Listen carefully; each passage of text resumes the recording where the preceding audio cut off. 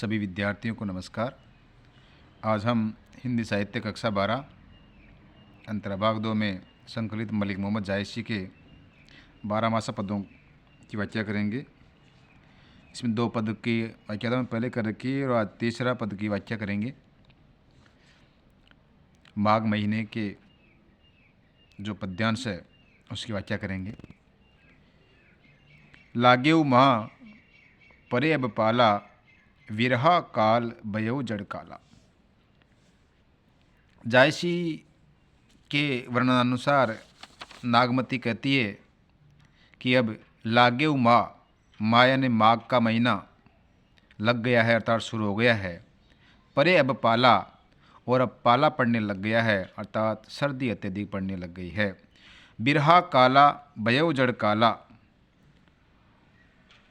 और विरहा काला, विरह यानी विरह का जो समय है बयवन हो गया है, जड़ काला जाड़े रूपी काल के समान हो गया है।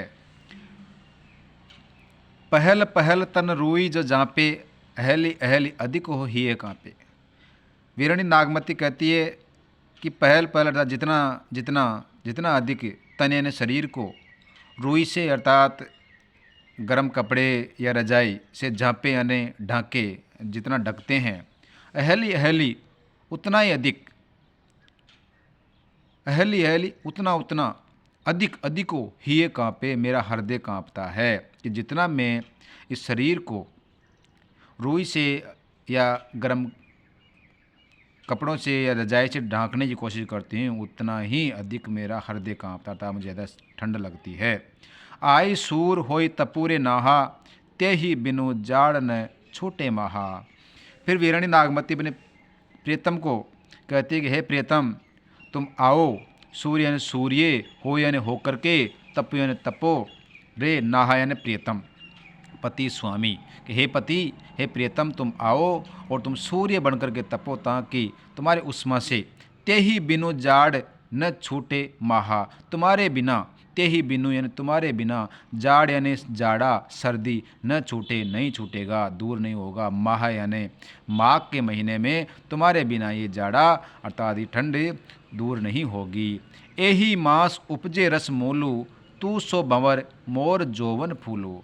फिर नागमती कहती है कि यही मास, इसी मास में, इसी महीने में उपजन उत्पन्न होता है रस मूलू, रस यानी रस, मूल यानी जड़े फूल पत्ते, तो पौधों के जड़े फूल पत्तों में भी इसी महीने में रस उत्पन्न होता है, रस बनता है। तू सो बवर मोर जोवन फूलो, और तू सो भंवर यानी भरमर, मोर यानी मेरे, यौवन जौवन यानी यौवन, फूल यानी फूल, और तू मेरे यौवन रूपी फूल के को भंवर यानी भरमर बन करके उसका रस पान करो। नैन चुवई जस मावट नीरू, ते ही जल अंग लाग सर चिरू। नागमती कहती है कि मेरे नेत्रों से, मेरे आँखों से विरह की अधिकता से आंसू बहते हैं, और वो ऐसा लगता है जैसे माउट यानी मावट होती है जो सर्दी माघ के महीने बरसात उसे मावट कहते हैं, तो मावट का नीरू यानी जल हो, कि मेरे आँखों से आंसू इसी प्रकार टपकते हैं जैसे माघ के महीने में मावट का पानी हो। ते ही जल अंग लाग सर चीरू, और उस मावट का जो जल है वो मेरे शरीर के अंगों पे और मेरे कपड़ों पे सब पे लग गया, इसलिए मेरे सारे कपड़े गीले हो गए हैं। टूटई बूंद परई जस ओला, विरह पवन होई मारे झोला। और आँखों से जो आंसू पड़ते हैं उनकी बूंदें टूट करके पड़ती है, तो पड़ते ही ऐसा लगता है जैसे कोई ओले गिर रहे हो। जस ओला, बूंद यानी बूंद, परेन पड़ती है, जस जिस प्रकार, ओला यानी ओले। विरह पवन होई मारे झोला, और ये विरह, विरह की जो पवन है, वीर रूपी पवन मेरे शरीर को झकझोर रहा है। के ही सिंगार को पहिर पटोरा, गे नहीं हार रही हुई डोरा।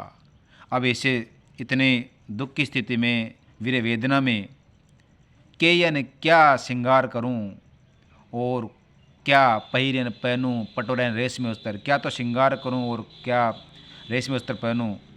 गे नहीं हार रही हुई डोरा, और गे यानी गर्दन, नयन नहीं, हार यानी हार, जो गर्दन में हाथ गले में हार पहनते हैं वो। रही हुई डोरा, डोरा पत डोरी, अर्थात मेरी गर्दन भी पतली होकर के डोरी के समान हो गई है, उसमें हार भी नहीं पहना जाता, हार भी नहीं टिकता है।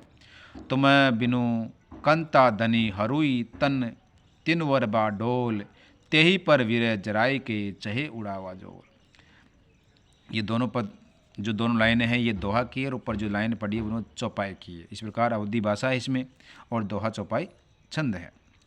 तुम बिना, तुम्हारे बिना, बिनु यानी बिना, कंत यानी प्रीतम, धनी यानी स्त्री नायिका, हरुई हार थक गई है, थक गई है, हार गई है, और उसका तन यानी शरीर, तिनवर यानी तिनके के समान, बायन होकर के डोलन डोलता है, कि तुम्हारे बिना तुम्हारी विरहणी प्रियतमा थक हार करके इतनी पतली हो गई है, इतनी हल्की हो गई है कि उसका शरीर तिनके के समान होकर के डोलता है, उड़ता है। तेई पर वीर जराय के चहे उड़ावा जोल, और उस पर भी, तेई पर उस पर भी, वीर यानी वीर, जराय के यानी जला करके, ये वीर, उसके बाद में वीर है जो मेरे शरीर को जला करके, चहे उड़ावा जोल, चहे यानी चाहता है, उड़ावा यानी उड़ाना, जोल यानी राख, मेरे शरीर को जला करके उसकी राख को ये वीर उड़ाना चाहता है। अब इसके प्रसंग देख लेते हैं। प्रस्तुत पद्यांश से हमारी पाठ्य पुस्तक में संकलित भक्तिकाल की सूफी प्रेमार्गी शाखा के सर्वश्रेष्ठ कवि मलिक मोहम्मद जायसी द्वारा रचित पद्मावत महाकाव्य के नागमती वियोग खंड के 12 मासा शीर्षक से लिया गया है। इस पद्यांश में कवि ने माघ महीने में रानी नागमती के विरह का वर्णन किया है। वाक्य इस प्रकार है। कवि जायसी के अनुसार वीरानी नागमती कहती है कि माघ का महीना, यहाँ पे नागमती आएगा, नागमती कहती है कि माघ का महीना शुरू हो गया है और सर्दी की अधिकता के कारण अब पाला पड़ने लग गया है, और ये विरह में ये सर्दी की ऋतु काल बनकर आई है। नागमती कहती है कि मैं मेरे शरीर को जितना अधिक रुई अर्थात गर्म कपड़ों से ढकती हूँ, उतना ही अधिक मेरा हृदय कांपता है, अर्थात अधिक ठंड लगती है।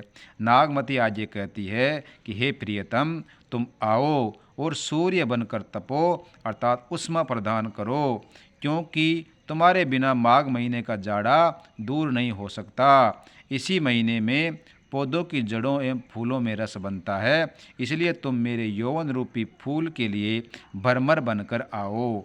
नागमती कहती है कि विरह वेदना में मेरी आंखों से आंसू बहते हैं, जो इस प्रकार लगता है कि जैसे जैसे माघ के महीने में मावट अर्थात वर्षा का जल बह रहा हो, और मावट के जल से मेरे सारे अंग एवं वस्त्र गीले हो गए हैं, और मेरी आंखों से आंसू की बूंद पड़ती है तो ऐसा लगता है जैसे मावट में ओले पड़ रहे हैं, और विरह पवन बनकर मेरे शरीर को झकझोर रहा है।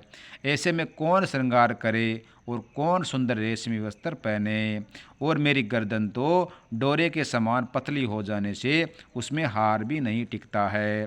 नागमती कहती है कि हे प्रियतम, तुम्हारे बिना तुम्हारी प्रियतमा हार थक कर इतनी हल्की हो गई है कि अब तो मेरा शरीर तिनके के समान डोलने लगा है।